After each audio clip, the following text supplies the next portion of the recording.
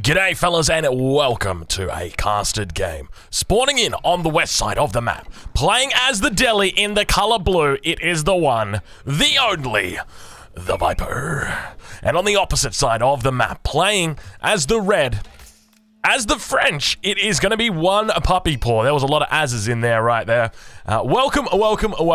This is Golden League, and as you will see at the top of your screen, we have got some beautiful stuff going on for you here. These are, I've reduced it down in size. We've made it a little bit smaller at the top of our screen, so hopefully it is less intrusive with regard to just overall, overall look of the and feel of the experience. So hopefully you guys don't mind that. Hopefully you like it. We'll have to see how it goes. But this is a very special game. This is Puppy Paw versus the Viper. We are in the round of 8 for the third round in Golden League. If you're watching this one on YouTube, which, you're going to be because this is being recorded offline. I'm not doing this one on Twitch or live streaming it anywhere. It's exclusive for YouTube. These players, the Golden League event is going to be over. Sorry, I say over, but, round 3 is going to be over. But next weekend, we're still going to be having people fighting it out. So I want you to come along there, 15 GMT, Saturday, Sunday. You know the drill. Be there, be square, all that kind of stuff. But let's talk a little bit about what we've got today. We've got exclusive combat. So that means players have sorted out a number of civilizations, or rather picked a number of civilizations that they are going to have access to throughout this series. Viper has gone with the Delhi for the first game, and he won't be able to use that for the rest of the series. Over on the other side, we've got the French that have been picked here for Puppy Paw. So I'm looking forward to seeing how these two players are going to be stacking up, because I think that this is a pretty a relatively even match, but I think it's all going to come down to the fact as to whether our French player actually looks to go for a second town center early. In my experience, from what I've seen, it seems almost impossible to overwhelm the Delhi player early. You can definitely get in there nice and early, but to actually do any considerable damage, it's difficult to do. And as a result, I feel like your only real win condition as the French is to go for that second town center. But let's look to see how Puppy Paw plays it, because as you guys know, Puppy Paw, an incredibly good player. He's already going to be opening up with that wheelbarrow. So indeed, we are getting our wheelbarrow alerts nice and early. Obviously, over on the other side, we've got the wheelbarrow coming in for Viper. He's getting in all those upgrades. You can see he's got forestry, he's got piety, he's got wheelbarrow, all of those good things coming in. So that is going to help him out a huge bit with regard to his economy. And he's playing the Delhi. Delhi are a civilization that has gone down a few pegs. At least that's the way that people have been rating it. Personally, I don't think that they are that weak. I think they're actually quite a strong civilization. I think they're still incredibly good. It's largely going to come down to the map that you're playing them on, but on a map like this with 3 sacred site spawns, I can't help but feel Delhi going to be pretty decent. And School of Cavalry going down in the back of the base. At first, I was like, hold on a minute. What is going down in the back of the base right here? It is just going to be a School of Cavalry. I got excited for a second. I thought it could have been a Chamber of Commerce, but Puppy Paw does want to win. But we'll check in with Viper. We'll see what he's up to, because he's going to be doing the same thing. Dome of the Faith in the front of his base, tapping away with 5 villagers there. So there is a sense of urgency getting up to that next stage. He has left it quite late.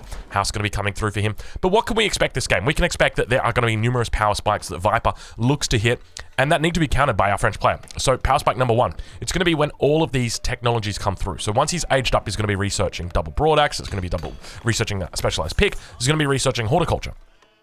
It's incredibly important that once those technologies come in, that you are really going to the next level with your unit production. And as a result, you're going to be having efficient production, which you can see was once here. It has been researched now for Viper. And that's going to be popping out units from his military production buildings. It will mean that he'll be able to sit on 1 stable, 1 barracks, 1 archery range. And effectively, he sits on 2 stables, 2 barracks, 2 archery range, just because of the efficient production. It really helps out a huge amount. And then, obviously, the next power spike is once you've got that military mass, you go out and take these sacred sites, and if you're able to hold 3 of them, then you're just going to continue leveraging that lead. And now we actually see Puppy Paw doing the right thing. So he's actually going to be going for a second town center here. Now Viper is going to recognize this. He's going to identify this. So let's look to see how he plays it. I think this is definitely the right move coming out from Puppy Paw, and this is the correct play. So it basically gives Puppy Paw a win condition. It basically says, well, look, Viper, I'm going to try and stop you from taking your sacred sites. I'm going to do my best. But even if I can't stop you from taking the sacred sites, at least I'm going to be on a somewhat of an even playing field, because even when Viper gets up to the castle age, he's probably going to have two at least of these sacred sites, probably the bottom 2. Then he's going to be looking to take out the relics. So 1, 2, 3 relics. And in my opinion, when players are on 1 TC as the French, it's not really a game of skill. It's basically like chess, but your enemy didn't start with their front pawns. Like that's essentially what it is. As soon as you add in that second town center, now we're actually on an even playing field where there is a sense of fairness between these two civilizations. At least that's the way I feel about it. But we'll keep watching. We'll keep seeing how much damage Puppy Paw is able to do as he actually looks to siege down this house in the early stages of the game. Doing a lot of damage here, putting on the pressure. Ironically, the villager that was being harassed out here on the gold mine is going to be the same villager that comes out looking to repair this. He's going to fall back, trying to bait in. More scouts going to be coming back over from Viper. We can see the Viper going to be dropping down, opening up with a stable.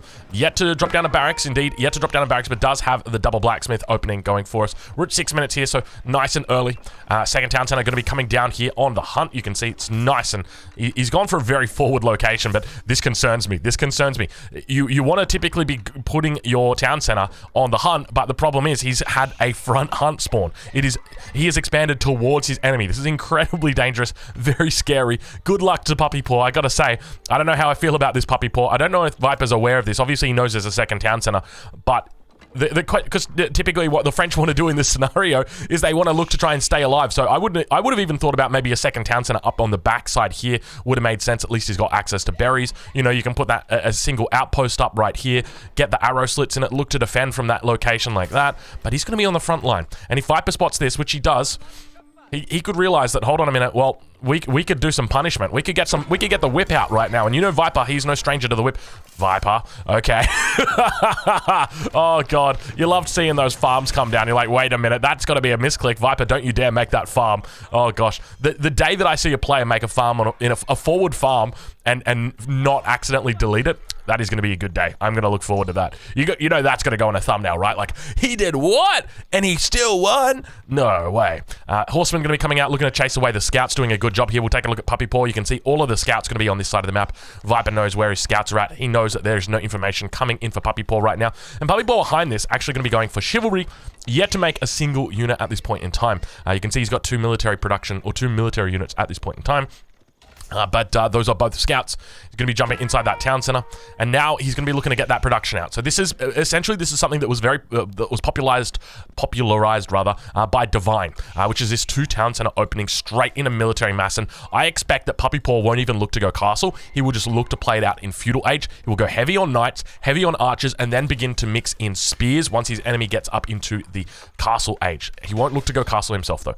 That is what I'm expecting will happen. But the issue is that Viper is incredibly aggressive. You can see already pushing out now with the sacred sites, and almost I can't help but feel like it might be a bit of a mistake in that Puppy Paw went for chivalry early, because you know that is one less unit that he's going to have out on the field for the early stages of the game, and we could potentially see it doing a bit of damage. Second sacred site already getting picked up here from Viper. Viper doing a great job of just stopping the scouting of his opponent. Spears on the front line already. We can see an archer coming out. Okay, Puppy Paw actually not looking terrible. That sacred site down to the south going to get captured up, but the one in the middle, that's going to be where the attention's drawn. First spearman does go down. Second spearman going to get taken out here.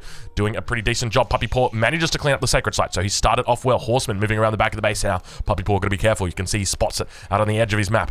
He's got barely any knowledge of this, but now up towards the north, we can see a scout getting chased away by those horsemen.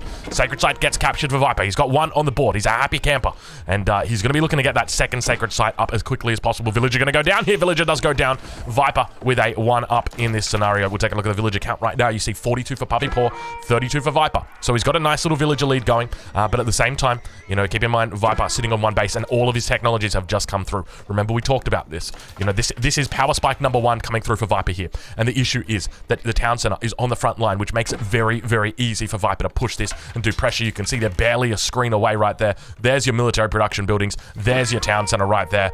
Actually, yeah, there it is. That is going to be very concerning for Puppy Paw. I am starting to worry for him. Because it might not seem like a lot, but that extra space really makes a huge difference. He is barely, oh god, Puppy Paw. Oh jeez. It ain't looking pretty. The forward town center, but now Knights up towards the north, going to be doing some raiding. In this position, honestly, I feel like Knights raiding probably don't even want to be doing that. You just want to be drawing all of your attention down towards these sacred sites. You need to be fighting for these sacred sites. There's a lot of units here going up against Viper. Viper has got quite a bit here. You can see that he's just training units out the wazoo. Got so much coming in. He's got a single villager on gold. That's all he's going to need. And now that sacred site is captured. Viper with 2 of the 3 sacred sites now being captured up towards the north. That raid is going to happen. But remember, it's not about the villagers. Viper doesn't care about the villagers. All he cares about is this gold, getting in this trickle. I mean, you know what? It does actually help. If you're able to kill these villagers, if you're able to deny this berry hunting, then, you know, you're not in a bad position. Viper with no more berries down here.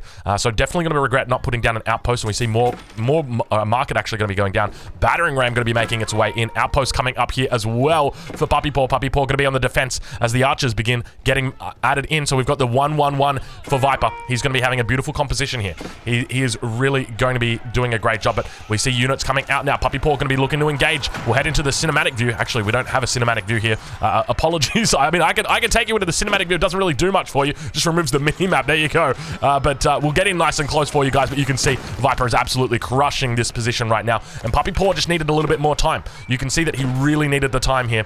This town center on the front line, you know, had it been on this back position, it definitely would have bought him a little bit more time and potentially enabled him to defend here. He's got the outpost up, but the arrow slit's not going to come through. Viper going to be able to take out this first town center, and I think it might just be a good game at this point. Honestly, I don't know how Puppy Paw is going to be able to come back from this. He needed to keep that second town center up. It is all about that second TC. But now, unfortunately, you can see that villager lead is building up. He's got 58 versus 36, but I don't know whether he's going to have the military to hold on. Viper is at 40 military population right now, and the power spike from the Delhi is strong. It's looking very fierce. A lot of people call Delhi an A tier at best, maybe even a B tier civilization, but Viper coming out of the blocks and looking incredibly strong with the Delhi here. Going to continue working down the rest of the infrastructure that was put out in his forward position. Puppy Paw going to be getting housed, going to be losing his blacksmith. Sure, he's got his first upgrade, but he's barely got anything else.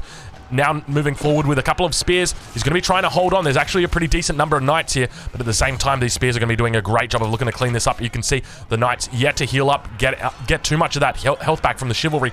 And now Viper, he is going to be looking to gather up that third sacred site in the north. We'll see how he goes about doing it.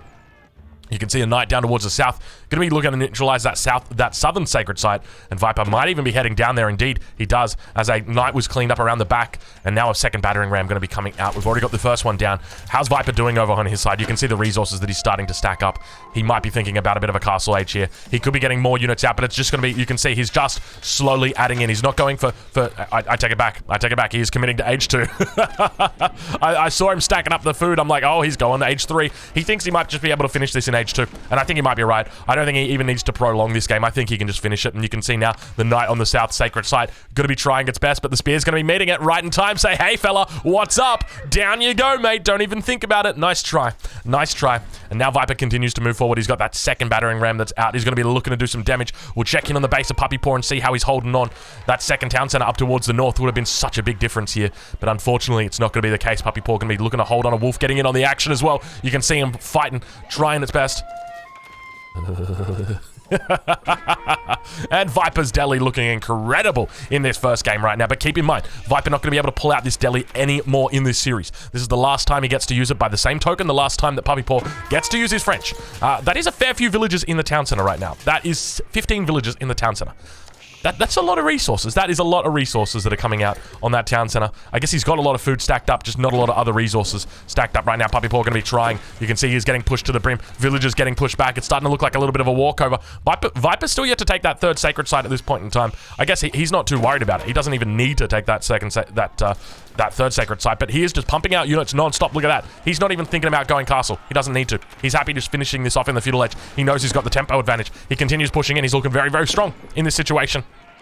And I think it's only a matter of time until Puppy Paw actually goes down. Viper, gotta be careful here to protect these battering rams. And now, gonna be looking to come in. We can see those beautiful battering rams or beautiful torches coming out from the villagers.